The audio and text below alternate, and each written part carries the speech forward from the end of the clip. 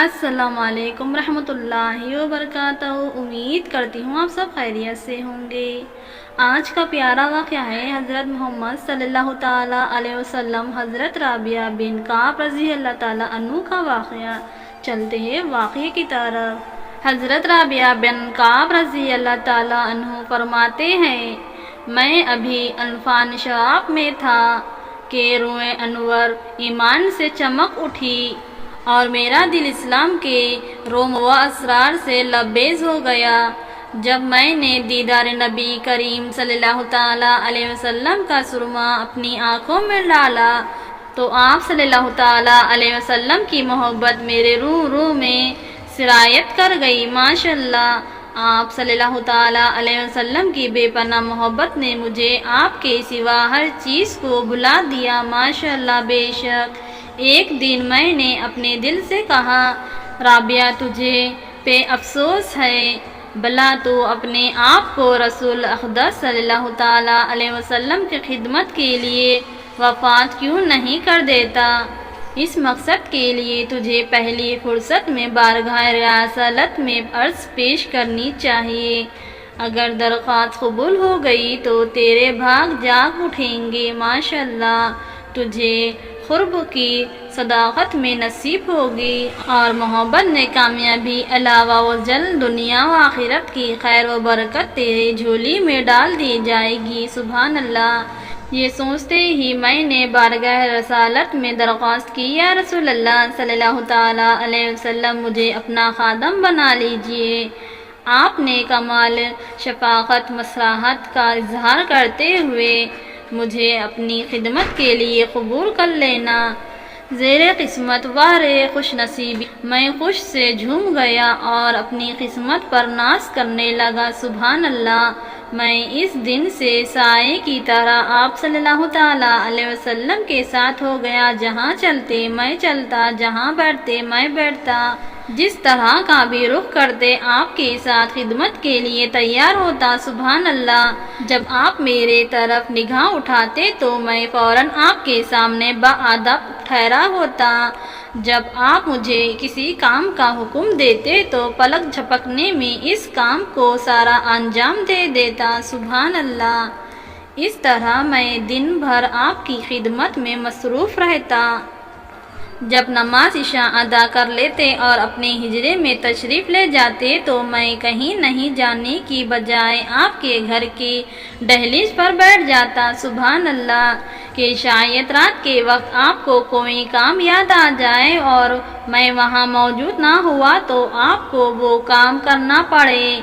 یہ میرے لیے کسی طرح بھی مناسب نہیں کہ میرے جیتے جی آپ کو کام کرنے کی زحمت اٹھانی پڑے۔ میں نے وہاں ایمان افروز منظر بھی دیکھا کہ رسول اللہ اکثر صلی اللہ تعالیٰ علیہ وسلم رات کا اکثر حصہ نماز پڑھتے ہوئے گزارتے۔ سبحان اللہ، بسا اوقات سورہ فاتحہ پڑھنے کی آواز میرے کانوں کو سنائی دیتی۔ ماشاءاللہ، سبحان اللہ، بسا اوقات وجد میں آ کر سورہ فاتحہ بار بار پڑھتے، بسا اوقات کی لذت بھری آواز مجھے سنائی دیتی۔ رسول اقدس صلی اللہ تعالیٰ علیہ وسلم کی عادت مبارک تھی کہ جب کوئی آپ سے حسن سلوک سے پیش آتا تو آپ اس کا بدلہ اس سے بھی بہتر انداز میں دیتے۔ سبحان اللہ۔ ایک روز آپ صلی اللہ تعالیٰ علیہ وسلم نے میری خدمات کا صلہ دینے کے لیے مجھے مخاطب ہو کر ارشاد فرمائے، اے کعب کے فرزند رابعہ۔ میں نے کہا، لبیک یا رسول اللہ صلی اللہ تعالیٰ علیہ وسلم، مجھ سے جو جی چاہے مانگو کہ آج تجھے عطا کر دوں۔ میں نے یہ سنتے کر اپنی قسمت پہ ناز کرنے لگا۔ آہا، میری نصیب کے کیا کہنے، شاہ عالم سلطان مدینے کے نظر کرم آج مجھ پر پڑی ہے۔ سبحان اللہ۔ میں نے عرض کی، یا رسول اللہ صلی اللہ تعالیٰ علیہ وسلم، مجھے کچھ مہلت دیجیے تاکہ سوچ کر کوئی فیصلہ کر سکوں کہ میں آپ سے کیا مانگوں۔ آپ نے ارشاد فرمایا، خوب سوچ لیجئے۔ میں ایک مفلس کنگال نوجوان تھا، نہ میرے پاس کوئی گھر تھا، نہ بیوی اور نہ مال، بلکہ دیگر اسلاف صفا کی طرف مسجد کا چبوترا میرا ٹھکانہ تھا۔ لوگ ہمیں اسلام کا مہمان کہہ کر پکارتے تھے۔ جب کوئی مسلمان رسول اقدس صلی اللہ تعالیٰ علیہ وسلم کے پاس صدقہ لے کر آتا تو آپ وہ سبھی کچھ ہمیں پاس بھیج دیتے تھے۔ جب کوئی تحفہ لے کر آتا تو اس میں سے تھوڑا سا آپ لیتے، باقی ہماری طرف بھیج دیتے۔ میرے دل میں خیال آیا کہ میں بارگاہ ریاست میں مال و دولت کا سوال کروں تاکہ میں بھی دوسروں کی طرح صاحب مال و دولت، رفیقہ حیات اور اولاد والا بن سکوں۔ لیکن ساتھ ہی ایک دوسرا خیال میرے دل میں آیا، اے رابعہ افسوس تو کیا سوچ رہا ہے؟ یہ دنیا تو ڈھلتی چھاؤں ہے، یہ فنا ہو جائے گی، اس میں تیرا رزق اللہ تعالیٰ نے مقرر کر دیا ہے، وہ ہر صورت میں تجھے مل کر رہے گا۔ بلا شبہ رسول اقدس صلی اللہ تعالیٰ علیہ وسلم کا اپنے رب کے ہاں بڑا مرتبہ ہے۔ یقیناً آپ کی کسی طلب کو بارگاہ عرضی میں رد نہیں کیا جائے گا۔ اگر آپ صلی اللہ تعالیٰ علیہ وسلم سے کچھ مانگنا ہے تو آخرت کی بھلائی مانگو، یہ دنیا تو جیسے تیسے گزر جائے گی، اس میں ہم ایسے لوگوں کے لیے کیا ڈھارا ہے۔ یہ خیال آتے ہی میرا دل خوش ہو گیا۔ جب میں رسول اقدس صلی اللہ تعالیٰ علیہ وسلم کی خدمت میں حاضر ہوا تو آپ نے فرمایا، رابعہ کیا ارادہ ہے؟ میں نے عرض کی، یا رسول اللہ، میرے یہ التجا ہے کہ آپ میرے لیے اللہ تعالیٰ سے دعا کریں کہ وہ مجھے جنت میں آپ کا رفیق بنا دے۔ سبحان اللہ! آپ نے یہ سن کر ارشاد فرمایا، کیا خوب! یہ مطالعہ کرنے کی سوچ کس نے پیدا کی؟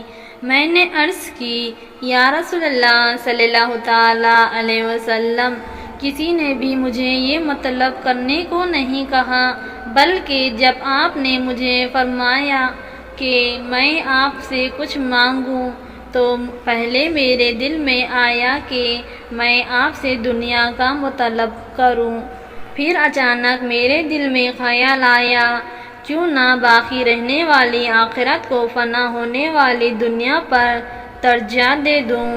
یہ سوچ کر میں نے آپ سے یہ مطلب کر دیا کہ آپ میرے لیے اللہ تعالیٰ سے دعا کریں کہ وہ مجھے جنت میں آپ کا رفیق بنا دے۔